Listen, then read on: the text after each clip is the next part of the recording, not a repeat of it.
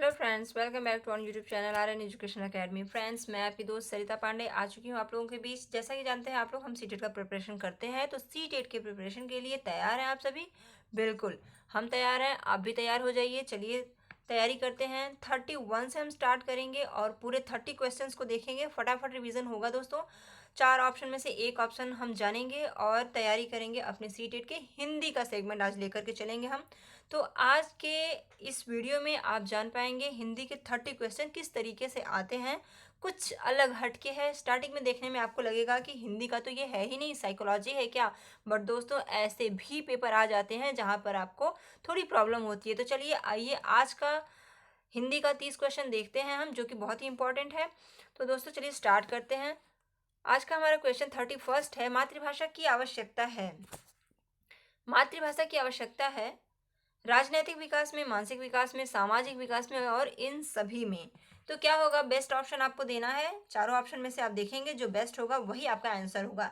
देखिए, राजनैतिक विकास की कोई ज़रूरत नहीं है छोटे बच्चों के लिए, मानसिक विकास की ज़रूरत है, सामाजिक विकास की ज़रूरत है, लेकिन यहाँ पर दे दिया गया इन सभी में।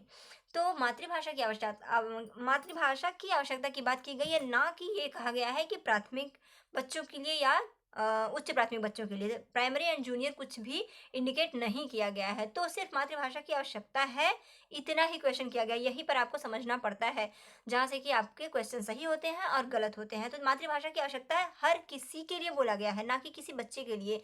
तो यहाँ किसके लिए दोस्तों, आपका ऑप्शन है इन सभी में। So your answer that will be fourth option, इन सभी में। मतलब मानसिक विकास के लिए भी, राजनीतिक विकास के लिए भी, सामाजिक विकास के लिए भी, इन सभी में आपका राइट ऑप्शन सही हो जाएगा। क्योंकि किसी भी दिखाया नहीं गया है कि नहीं प्राथमिक या उच्च प्राथमिक। अगर प्राथमिक बोला जाता तो राजनैतिक उसमें नहीं आता, मानसिक विकास हम लगाते, ठीक है। बट यहाँ पर किसी को इंडिकेट नहीं किया गया है, तो आपका इन सभी में फोर्थ ऑप्शन राइट हो जाएगा। चलिए दोस्तों आगे बढ़ते हैं। निम्न में से कौन सा मातृभाषा शिक्षण का सामान्य सिद्धांत है। मातृभाषा शिक्षण का सामान्य सिद्धांत क्या होगा। अभिप्रेरणा का सिद्धांत, क्रियाशीलता का सिद्धांत, रुचि का सिद्धांत और ये सभी। तो दोस्तों यहाँ पर भी ये सभी है। तो एक बात आपको बता दूं, पॉइंट है कि ये सभी आता है तो अक्सर सभी दोस्त ये सभी पर ही फटाफट लगा देते हैं बिना ये देखे। हालांकि यहाँ पर ये सभी चौथा ऑप्शन ही सही होगा, क्योंकि इसमें सब कुछ पॉजिटिव वे में है, नेगेटिविटी लिए कुछ भी नहीं है। बट आप चारों ऑप्शन को देखेंगे, अगर कहीं किसी फॉर्म में नेगेटिविटी लिए हुए हैं तो आप ये सभी कभी नहीं करेंगे, तब वहां पे आपको सोचना पड़ता है। बट यहाँ पर मातृभाषा शिक्षण का सामान्य सिद्धांत, अभिप्रेरणा, क्रियाशीलता और रुचि, ये तीनों अपने आप में मातृभाषा शिक्षण के लिए ये तीनों सामान्य सिद्धांत है। प्रेरणा का सिद्धांत भी है, क्रियाशीलता का सिद्धांत भी है और रुचि का सिद्धांत, ये तीनों सम्मिलित होता है मातृभाषा शिक्षण का सामान्य सिद्धांत में। तो यहाँ पर जैसा कि आप जानते हैं, मातृभाषा शिक्षण के दौरान अभिप्रेरणा, क्रियाशीलता और बालक की मातृभाषा के प्रति रुचि होना अनिवार्य है, इंटरेस्ट होना अनिवार्य है। इसलिए यहाँ पे फोर्थ ऑप्शन राइट हो जाएगा। सो your answer that will be fourth option, ये सभी हो जाएगा, क्योंकि ये सभी पॉजिटिव वे में है। क्रियाशीलता, अभिप्रेरणा और रुचि, ये तीनों जरूरी हैं मातृभाषा शिक्षण के सामान्य सिद्धांत में, ये तीनों आते हैं। चलिए दोस्तों आगे बढ़ेंगे। अगला क्वेश्चन हमारा है, कार्लटन वाशबर्न ने किस पद्धति का सूत्रपात किया। दोस्तों यहाँ पर देखिए, कार्लटन वाशबर्न की बात हो रही है। विनेटका योजना, ड्रेकौली पद्धति, प्रोजेक्ट पद्धति और खेल विधि। तो क्या हो जाएगा, देखिए विनेटका योजना का सूत्रपात किसने किया था, कार्लटन वाशबर्न ने किया था। तो आपका राइट ऑप्शन तो यहाँ पे फर्स्ट ही हो गया, विनेटका योजना। किसका है, कार्लटन वाशबर्न का कौन सा विनेटका योजना है। दोस्तों देखिए, विनेटका का जो ये नाम पड़ा, ये विनेटका स्थान के कारण ही वहाँ का नाम पड़ा था विनेटका योजना, ठीक है। और ये विनेटका योजना उस जगह के नाम पे ही कहलाया। ये पद्धति जो है बालकों में रुचि, उनकी प्रवृत्ति, उनकी क्षमता और उनकी व्यक्तिगत विभिन्नता का पूर्ण ध्यान इसमें रखा जाता है। इसको ध्यान में रखते हुए विनेटका योजना बनाया गया है। उनकी रुचि, उनकी क्षमताओं, उनकी विभिन्न व्यक्तिगत विभिन्नताओं को ध्यान में रखते हुए ये विनेटका योजना बनाया गया है, जो कि विनेटका स्थान के नाम पर ही यहाँ का नाम पड़ा हुआ है, ठीक है। कार्लटन वॉशबर्न पूछा जा सकता है, इस तरीके से भी क्वेश्चन की फॉर्म बदल करके आ सकती है कि विनेटका योजना किस चीज का है, तो कार्लटन वॉशबर्न होगा, ठीक है। चलिए आगे बढ़ते हैं हम। यहाँ पर आपका फर्स्ट ऑप्शन ही राइट हो जाता है। भाषा शिक्षण में पिछड़े बालकों के लिए सर्वाधिक उपयुक्त अनुदेशन प्रक्रिया है। व्यक्तिगत प्रक्रिया, सामूहिक प्रक्रिया, फर्स्ट एंड सेकंड दोनों, ये सभी। दोस्तों जब भी कभी आता है इस तरीके का क्वेश्चन, ये सभी दिया है, तो आप ये सभी अगर लगा देंगे तो गलत हो जाएगा यहाँ पर। क्योंकि 1 और 2 दोनों ये भी एक ऑप्शन है और 1 और 2 दोनों ऑप्शन अक्सर सीटेड में सही होते हैं। तो वो सभी पॉइंट्स मैं आपको बताती जाऊँगी, हमारे साथ ज़रूर बने रहिएगा कि क्या-क्या अक्सर सही होते हैं। 90% पॉसिबिलिटी जिसकी बनती है सही होने की, वो सभी आपको यहाँ पर मैं सजेस्ट करती जाऊँगी, बताती जाऊँगी। दोस्तों अगर ऐसा ये वर्ड आपको मिलते हैं तो 90% ये पॉसिबल है कि आंसर ये होगा और ये अगर है तो ये नहीं होगा। तो दोस्तों यहाँ पर व्यक्तिगत और सामूहिक ये दोनों हो जाएगा। तो आप यहाँ पर 1 और 2 दोनों भाषा शिक्षण के पिछड़े बालकों के लिए सर्वाधिक उपयुक्त अनुदेशन व्यक्तिगत भी है, सामूहिक भी है। भाषा शिक्षण में जो बच्चे पिछड़े हुए हैं वो व्यक्तिगत स्वयं से भी सीखते हैं बहुत सारी चीज़ें और सामूहिक ग्रुपिंग में भी उनका एजुकेशनल प्रोसेस चलता है। तो फर्स्ट एंड सेकंड दोनों हो जाएगा, राइट आंसर थर्ड ऑप्शन हो जाता है यहाँ पर। आगे बढ़ेंगे दोस्तों, हमारे साथ साथ आप भी क्वेश्चंस को करते रहें और देखें कि आपके कितने क्वेश्चन सही हो रहे हैं, कितने आप कर पा रहे हैं। एंड फिर इस प्रीवियस ईयर पेपर के बाद हम आपको 90% पॉसिबिलिटी जिसकी बनती है वो इंपॉर्टेंट सेलेक्टेड क्वेश्चन हम कराएंगे। तो वो इंपॉर्टेंट सेलेक्टेड क्वेश्चन आपको बिल्कुल भी नहीं छोड़ना है, बहुत ही इंपॉर्टेंट वो वीडियोस होंगे। उसके लिए आपको सब्सक्राइब कर लीजिएगा हमारे चैनल को अगर आप हमारे फर्स्ट विजिटर हैं तो, और बेल आइकन को प्रेस कीजिएगा। हमारे वो वीडियोस आपके लिए रामबाण होंगे सीटेट को क्लियर करने के लिए, बट ये भी ज़रूरी है, इनको करते जाइए एंड देन ये निकल जाता है। 5 छठवां हमारा प्रैक्टिस सेट ये चल रहा है। इसके बाद हम 15 होने के बाद हम आपको वो 90% सेलेक्टेड क्वेश्चन की सीरीज लेकर के आएंगे जो आपके लिए बहुत ही इंपॉर्टेंट होने वाले हैं। तो दोस्तों देखिए, ये क्वेश्चन हमारा, कोई छात्र अपने घर पर स्वयं ही कंप्यूटर चला रहा है तब किस रूप में कंप्यूटर कार्य करेगा। देखिए, जब कोई छात्र अपने घर पर स्वयं ही कंप्यूटर चला रहा होता है तो कंप्यूटर मशीन के रूप में काम तो करता ही है, साथ ही साथ शिक्षक दोनों के रूप में कार्य करता है। मशीन के रूप में कार्य करता ही है, साथ ही साथ शिक्षक दोनों रूप में वो कार्य करता है। क्यों? मूलतः देखिए, वो एक विद्युत है, विद्युत यंत्र है तो मशीन हो गया, और वर्तमान युग में बालकों के लिए एक मार्गदर्शक के रूप में कार्य कर रहा है, इसलिए वो एक टीचर भी हो गया। तो प्रायः शिक्षक उपलब्ध नहीं होते हैं घर पर। जब शिक्षक घर पर उपलब्ध नहीं होते हैं तो शिक्षक का काम जो करता है वो मशीन भी क्या हुआ, एक शिक्षक ही हुआ। अपने गृह कार्य को पूर्ण करने के लिए कंप्यूटर की सहायता लेते हैं बच्चे और पूरा पूरा करते हैं अपना काम। कंप्यूटर क्या है, एक मशीन है और क्या है, शिक्षक के रूप में भी है, क्योंकि वो हेल्प करती है बच्चों की। तो यहाँ पर दोस्तों ऑप्शन में है आपका मशीन एवं शिक्षक दोनों के रूप में। So your answer that will B third option सही हो जाएगा आपका। आगे बढ़ेंगे दोस्तों, नेक्स्ट क्वेश्चन है हमारा, स्क्रीन पर आप देख रहे हैं, बच्चों में भाषा की समझ का विकास करने हेतु आवश्यक है कि उन्हें क्या किया जाए। बच्चों को भाषा की समझ का विकास करने के लिए क्या इंपॉर्टेंट है, गाने का अभ्यास कराया जाए, करा सकते हैं बिल्कुल, लेकिन सिर्फ और सिर्फ गाने के अभ्यास से विकास तो नहीं होगा। आगे देखिएगा, काव्यों की रचना करनी सिखाई जाए, व्याकरण का ज्ञान दिया जाए, उपरोक्त सभी। यहाँ पर तो दोस्तों 100% उपरोक्त सभी ही होगा, क्योंकि हर एक ऑप्शन अपने आप में किसी एक योग्यता को लिए हुए है। गाने का अभ्यास कराएंगे तो गाने की शैली का विकास होगा, अच्छे से गाने का आपका अभ्यास होगा। काव्यों की रचना कराएंगे तो काव्य सीखेगा बच्चा, व्याकरण का ज्ञान दिया जाए तो व्याकरण सीखेगा। बट क्या कहा क्या जा रहा है, भाषा की समझ। भाषा की समझ कैसे होगा, इन सभी का मिश्रण करना होगा आपको। तो इन सभी का अभ्यास आप कराएंगे तो भाषा की समझ विकसित होगी। तो आपको ये सभी कराना होगा। सो your answer that will be fourth option, उपरोक्त सभी यहाँ पर सही हो जाएगा। अगला क्वेश्चन है हमारा, व्याकरण व्यवहारिक तथा सैद्धांतिक होता है, इस कथन से आप क्या हैं, क्या आप सहमत हैं, क्या आप थोड़ा बहुत सहमत हैं, मतलब अंशतः सहमत हैं, या फिर बिल्कुल सहमत नहीं है, या फिर सहमत हैं भी और नहीं भी। क्या होगा बताइए दोस्तों। हर क्वेश्चन पर अपनी थोड़ी सी सोचने की क्षमता को डेवलप किया कीजिए, समझा कीजिए कि सीटेट किस तरीके का क्वेश्चन पूछता है। यहाँ पर अगर ऐसे क्वेश्चन आता है तो हम यहाँ पे क्या करेंगे। यहाँ पर आपको देखिए 37 क्वेश्चन पूछ रहा है, आपको अपने व्यवहारिक और सैद्धांतिक, व्याकरण व्यवहारिक तथा सैद्धांतिक होता है, ये साफ साफ बताया है, व्यवहारिक और सैद्धांतिक होता है। तो क्या आप सहमत हैं, व्यवहारिक होता है व्याकरण। बात हो रही है व्याकरण की, ग्रामर की, ग्रामर व्यवहारिक होगा दोस्तों। व्यवहार से ही अगर हम ग्रामर सीख लें तो आपके लिए ग्रामर की किताबों की और टीचर की ज़रूरत ही ना पड़े। और सैद्धांतिक होता है तो बताइए, क्या हम इससे पूर्णतः सहमत तो नहीं हो सकते, लेकिन हाँ बिल्कुल सहमत नहीं है ये भी नहीं होगा, क्योंकि व्यवहार में जब किसी से हम कम्युनिकेशन करते हैं, बातचीत करते हैं, या फिर हम किसी को देखते हैं तो बातचीत करते समय हम बोलने की शैली को सीखते हैं, उचित अनुचित तरीका हमें पता चलता है, तो वो भी क्या है, एक तरीके का व्याकरण ही है। शुद्ध अशुद्ध का हमें पता चलता है जबकि हम व्याकरण की बुक को देखते हैं, लेकिन उससे भी बोलने की शैली का पता चलता है। तो हम अंशतः सहमत हैं, लेकिन थोड़ा बहुत सहमत हो सकते हैं, पूर्णतः सहमत नहीं होंगे। सो your answer that will B second option, अंशतः सहमत है, ये हो जाएगा सेकंड ऑप्शन राइट हो जाएगा आपका, अंशतः सहमत है। ठीक, ऐसे क्वेश्चन कंफ्यूज करते हैं दोस्तों, तो सेलेक्टेड क्वेश्चन का सीरीज चल रहा है, आप अपने दोस्तों तक फटाफट शेयर कर दीजिए और हमारे साथ बने रहिए और अपना प्रैक्टिस जारी रखिए। प्रैक्टिस ही आपको 120 प्लस तक ले जाएगा, सिर्फ और सिर्फ प्रैक्टिस का ही एक फंडा है। ट्रिपल पी का फंडा अपनाइए, प्रीवियस ईयर पेपर कीजिए, प्रैक्टिस सेट कीजिए और प्रॉपर टाइमिंग में प्रैक्टिस सेट कीजिए, हमारे साथ बेहतर स्कोर कर पाएंगे आप। एक समावेशी कक्षा में बच्चे अधिकतर गलतियां करते हैं। समावेशी से क्वेश्चन, दो चार क्वेश्चन जरूर बनते हैं, तो बताइए यहाँ क्या होगा। एक समावेशी कक्षा में बच्चे अधिकतर गलतियां करते हैं। किस में गलतियां करते हैं? लिखने में करते हैं, पढ़ने में करते हैं, बोलने में करते हैं, इन सभी में करते हैं। समावेशी कक्षा का मतलब क्या? समावेशी कक्षा मतलब ऐसी कक्षा जिसमें समान तरीके, मतलब समावेशी मतलब सभी तरीके के, समान नहीं, सभी तरह के बच्चे हों। प्रतिभाशाली बच्चे भी हैं, सामान्य बच्चे भी हैं और बहुत ही वीक बच्चे भी हैं, हर तरीके के बच्चे हैं। तो अधिकतर गलतियां करते हैं किसमें, क्या बता सकते हैं आप? क्या सिर्फ लिखने में, पढ़ने में, बोलने में? दोस्तों इन सभी में यहाँ पर भी सही हो जाएगा।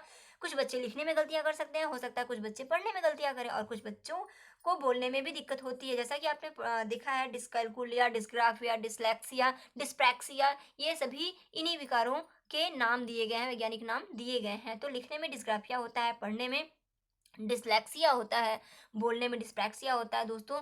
तो ये सभी अधिकतर विकार आते हैं बच्चों में, इन सभी तरीके के बच्चे समावेशी कक्षा में आते हैं। तो क्या होता है, होगा आपका आंसर फोर्थ हो जाएगा इन सभी में। आगे बढ़ेंगे दोस्तों फटाफट, जहाँ पे आपका अ, फटाफट रिवीजन हम यहाँ करा रहे हैं, ज़्यादा समय नहीं लेंगे, बट जहाँ पे बताना है वहाँ पे बताना हमारा बनता है, तो समझते हुए भी चलिएगा। भाषा शिक्षण में उद्देश्यनिष्ठ मूल्यांकन की विशेषता है। उद्देश्यनिष्ठ मूल्यांकन की विशेषता क्या होगी? वस्तु वस्तुनिष्ठता और विभेदकारी, एंड व्यापकता और व्यवहारिकता, विश्वसनीयता और वैधता, ये सभी। उद्देश्यनिष्ठ मूल्यांकन दोस्तों ऐसी चीजें दी गई हैं जो कि कोई भी इसमें नेगेटिविटी लिए हुए नहीं है। व्यापकता, व्यवहारिकता भी होनी चाहिए, वस्तुनिष्ठता, विभेदकारिता भी होनी चाहिए, विश्वसनीयता और वैधता, ये सभी पॉजिटिव वे लिए हुए हैं। सो your answer that will be fourth option, ये सभी। नेक्स्ट ऑप्शन पे चलेंगे दोस्तों, छात्रों में लेखन कौशल के विकास हेतु भाषा शिक्षण में उपयुक्त उपाय है। लेखन कौशल के विकास हेतु भाषा शिक्षण में उपयुक्त उपाय, छात्रों के अपने स्थान पर बैठने का उपयुक्त ढंग, बिल्कुल लिखने के लिए बैठने का प्रोसेस सही होना चाहिए। और छात्रों के द्वारा कलम पकड़ने का तरीका, बिल्कुल कलम पकड़ने का तरीका भी सही होगा, तभी आपकी लेखन शैली उत्तम होगी, अच्छी होगी, स्किल आपका बेहतर होगा। और छात्रों द्वारा अक्षरों को सुडौल बनाने की तकनीकी, उपरोक्त सभी।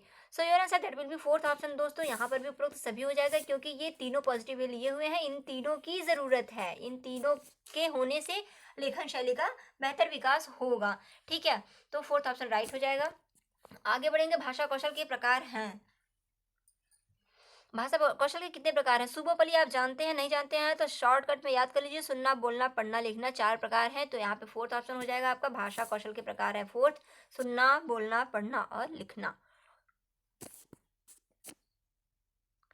चलिए आगे बढ़ते हैं, भाषा के अलावा मनुष्य की भावाभिव्यक्ति का माध्यम है, क्या होगा?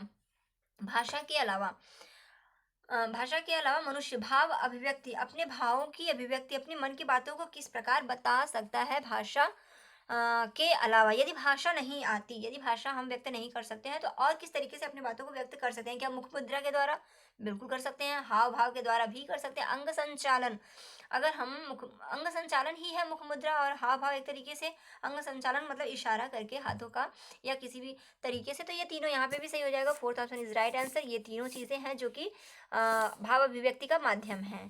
ठीक है, अगला हो जाएगा, भाषा के अलावा भाषा के अलावा मनुष्य की भाव अभिव्यक्ति का माध्यम है। ये वही क्वेश्चन है, आगे बढ़ेंगे हम 43 क्वेश्चन। हिंदी भाषा शिक्षण सिखाने के प्रति रुचि उत्पन्न करना, यह उद्देश्य है किसके लिए? दोस्तों एक बार मैं फिर से आपको सजेस्ट करूंगी कि बहुत सारे क्वेश्चन यहाँ पर हमें ऐसे मिले जिसका कि ऑप्शन 4 सही रहा, उपरोक्त सभी, बट ध्यान दीजिएगा ऐसे क्वेश्चन भी आपको एक मिला है जिसमें कि उपरोक्त सभी नहीं होगा, तो क्वेश्चन के पॉजिटिव और नेगेटिव फॉर्म को समझते चलिएगा। ठीक है, ज्यादातर उपरोक्त सभी सही होते हैं बट सभी नहीं, उनको एक बार पढ़ना और समझना जरूरी है। हिंदी भाषा शिक्षण सिखाने के लिए सिखाने के प्रति रुचि उत्पन्न करना यह उद्देश्य है। देखो देखिए दोस्तों, इंटरेस्ट की बात जहाँ आती है, रोचकता की बात आती है जहाँ, तो वो प्राइमरी लेवल के बच्चों के लिए होती है। और बड़े बच्चे तो हम उनका तो समझ डेवलप होता है, वो बच्चे समझ के साथ चलते हैं। लेकिन प्राथमिक स्तर के बच्चों के लिए इंटरेस्ट एक मेन मुद्दा होता है। इंटरेस्ट नहीं है तो कुछ नहीं हो सकता, शिक्षण प्रक्रिया वहीं पे बंद हो जाएगी। बच्चे ज़्यादा देर तक कैसे सीख पाएंगे? इंटरेस्ट होगा तो सीख पाएंगे। तो प्राथमिक स्तर के छात्रों के लिए आपका राइट आंसर फर्स्ट ही हो जाएगा, इसमें कुछ सोचना ही नहीं है। जूनियर, माध्यमिक और उच्च स्तर दिया है तो इंटरेस्ट की बात है, रुचि उत्पन्न करने का उद्देश्य होता है प्राथमिक बच्चों के लिए। चलिए आगे बढ़ेंगे। प्राथमिक स्तर पर बच्चों की भाषा में रुचि का विकास करने के लिए सबसे उपयुक्त उपाय क्या होगा? यहाँ पर दोस्तों देखिए, सबसे उपयुक्त उपाय पूछा गया है तो क्या होगा? बालकों से पाठ्य पुस्तक पढ़ाना।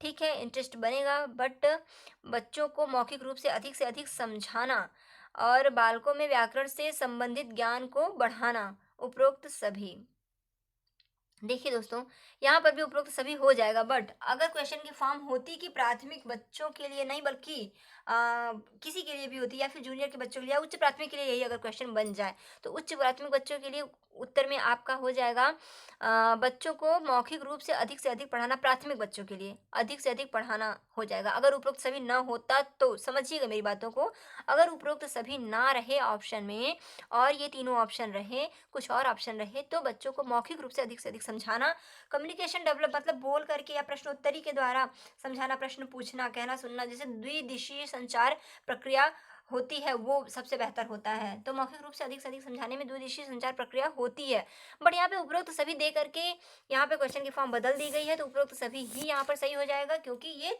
तीनों चीजें ही पॉजिटिव वे में हैं। ठीक है, आगे बढ़ेंगे। संप्रेषण की कुशलता बढ़ती है धन से, अंतःक्रिया से, अनुभव से, प्रशिक्षण से। दोस्तों संप्रेषण, संप्रेषण कैसे होगा? अंतःक्रिया से संप्रेषण होता है। अंतःक्रिया का मतलब क्या हुआ? परस्पर वार्तालाप, परस्पर एक दूसरे से बातचीत करना। धन से तो होगा नहीं संप्रेषण, कोई मतलब ही नहीं है, पहला कैंसिल कर दीजिए। अनुभव से, ठीक है, अनुभव होगा तो ही हम अपनी बात को रख पाएंगे। प्रशिक्षण भी सही है, पूछा है पॉजिटिव फॉर्म में कि कुशलता बढ़ती है, कैसे बढ़ती है? तो सबसे बेस्ट ऑप्शन आपका हो जाएगा अंतःक्रिया से। ठीक है, आपका सेकंड ऑप्शन राइट हो जाएगा। अंतःक्रिया से संप्रेषण, कम्युनिकेशन स्किल बढ़ता है, आपका डेवलप होता है।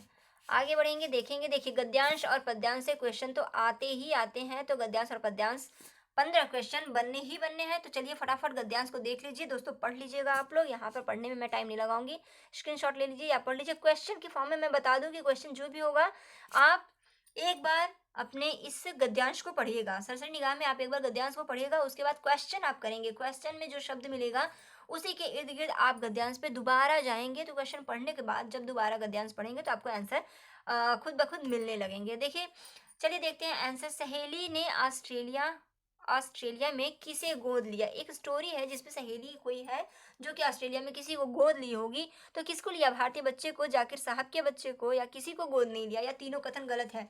तो दोस्तों यहाँ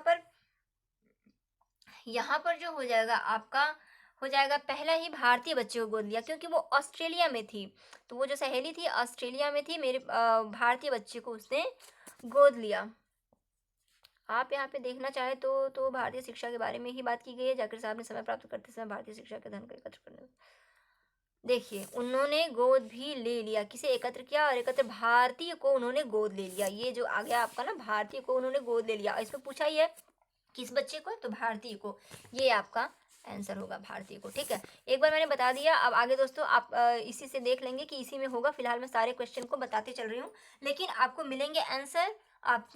आपको आंसर देने हैं अपने गद्यांश के अकॉर्डिंग ही, अपने माइंड को नहीं लगाना है वहाँ पे। गद्यांश में लाइन टू लाइन आपको क्वेश्चन के आंसर मिलेंगे, वहाँ पे आपको ढूंढने की ज़रूरत होगी। समझ के साथ ढूंढ करके बिल्कुल फैक्ट जो उस लाइन में मिलेगा वही आंसर दीजिएगा। चलिए, जब बच्चे द्वारा गांधी जी से ऑटोग्राफ मांगा गया तो उन्होंने किस भाषा में हस्ताक्षर किए? गांधी जी से ऑटोग्राफ मांगा गया बच्चे के द्वारा, तो किस भाषा में उन्होंने हस्ताक्षर किया था? बताइए। यहाँ पर देखिए हो जाएगा, उन्होंने उर्दू भाषा में हस्ताक्षर किया था। जब बच्चे द्वारा गांधी जी से ऑटोग्राफ मांगा गया तो उन्होंने किस भाषा में किया था? उर्दू भाषा में किया था हस्ताक्षर। ठीक है, अगला आपका यहाँ पे हो जाएगा दोस्तों, नेक्स्ट क्वेश्चन ये रहा। रामलीला में रामचंद्र का तिलक करना किस बात का प्रतीक है? रामलीला में रामचंद्र का तिलक करना किस बात का प्रतीक है? सर्वधर्म समान न होना, या सभी धर्मों के प्रति आदर, या सांप्रदायिक भावना, या धार्मिक भावना, क्या होगा? तो दोस्तों यहाँ पर देखिए, सभी धर्मों के प्रति आदर है। रामलीला में रामचंद्र का तिलक करना सभी धर्मों के प्रति आदर को दिखाता है। ठीक है, देखिए इसमें स्टोरी है कि एक बार रामलीला में जनता ने जाकिर साहब से रामचंद्र जी का तिलक करने के लिए कहा गया था, और इस बात पर जाकिर साहब ने खुशी से तिलक किया था। ये बात सभी धर्मों के प्रति आदर की भावना को व्यक्त करता है। जाकिर साहब आप समझ सकते हैं कि एक मुस्लिम नागरिक हैं और एक बार रामलीला में जनता ने जाकिर साहब को रामचंद्र जी का, हिंदू हम लोग हैं तो रामचंद्र जी का तिलक करने के लिए कहा गया। तो इससे क्या मिल पता चलता है आपको कि सभी धर्मों के प्रति आदर की बात यहाँ पर की गई है। सो your answer that will B second option. Okay, आगे बढ़ेंगे। ऐतराज शब्द का शब्दार्थ है ऐतराज। ऐतराज का मतलब क्या होता है? आपत्ति, विपत्ति, संपत्ति और समारोह। तो विपत्ति मतलब होता है दुख, संपत्ति मतलब धन, समारोह मतलब कोई फंक्शन। तो ऐतराज करना मतलब आपत्ति करना किसी चीज का, मतलब हम उसे ऐतराज कर रहे हैं, क्या कहते हैं, नेगलेक्ट कर रहे हैं, विरोध कर रहे हैं उसका। तो ऐतराज शब्द एक उर्दू शब्द है, इसका क्या हो जाएगा? आपत्ति हो जाना चाहिए। जी हाँ, तो आपका 49 का हो जाएगा आपत्ति। ऐतराज शब्द का शब्दार्थ है आपत्ति। हिंदी शब्द है आपत्ति और ऐतराज है एक उर्दू भाषा। सो your answer that will B third option. सहेली ऑस्ट्रेलिया में क्या काम करती थी? हिंदी का प्रचार, छात्रों को पढ़ाना और भारतीयों की शिक्षा के लिए पैसे एकत्र करना, या ऑस्ट्रेलिया का दौरा करती थी? क्या करती थी दोस्तों? ऑस्ट्रेलिया में भारतीयों की शिक्षा के लिए वो पैसे एकत्र किया करती थी। ये भावना सहेली के भारतीय प्रेम को दर्शाती है। वो पैसे एकत्र करती थी भारतीयों की शिक्षा के लिए, क्योंकि उसके मन में भारतीयों के प्रति एक मतलब उनकी मदद की एक भावना थी, भारतीयों के प्रति प्रेम की भावना थी। ठीक है, भारतीयों की शिक्षा के लिए पैसे एकत्र करती थी। धर्म का विलोम है पाप, कुशासन, अन्याय, अधर्म। धर्म का अधर्म होता है, बिल्कुल सिंपल सा है। तो यहाँ पे आपका थर्ड ऑप्शन ही राइट हो जाएगा, धर्म का अधर्म। आगे बढ़ेंगे। जाकिर हुसैन कौन थे? जाकिर हुसैन कौन थे? ये सभी आपको पता ही होगा। जाकिर हुसैन कौन थे? बताइए, आप लोग आंसर दीजिए इसका। जाकिर हुसैन कौन थे? भारत के राष्ट्रपति, ऑस्ट्रेलिया के प्रधानमंत्री, भारत के प्रधानमंत्री, इनमें से कोई नहीं। तो भारत के राष्ट्रपति थे जाकिर हुसैन साहब।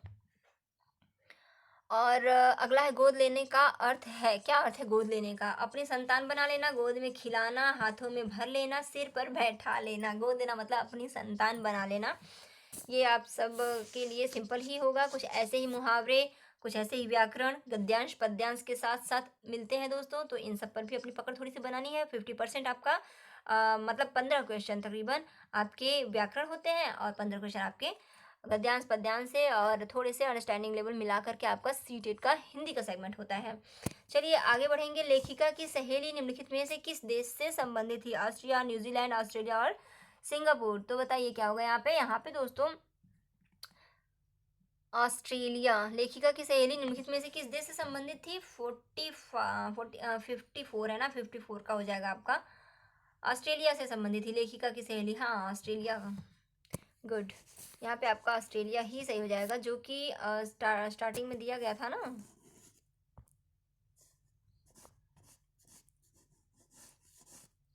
सहेली ने ऑस्ट्रेलिया में किसे गोद लिया, तो वो ऑस्ट्रेलिया से ही है। ठीक है, चलिए अगला क्वेश्चन आपका हो जाएगा। यहाँ पर निम्नलिखित पद्यांश को ध्यानपूर्वक पढ़कर नीचे दिए प्रश्नों के उत्तर दीजिए। देखिए गद्यांश और पद्यांश से आते हैं, तो मैंने बताया गद्यांश हो चुका, कुछ वहां से रिलेटेड व्याकरण हो गया।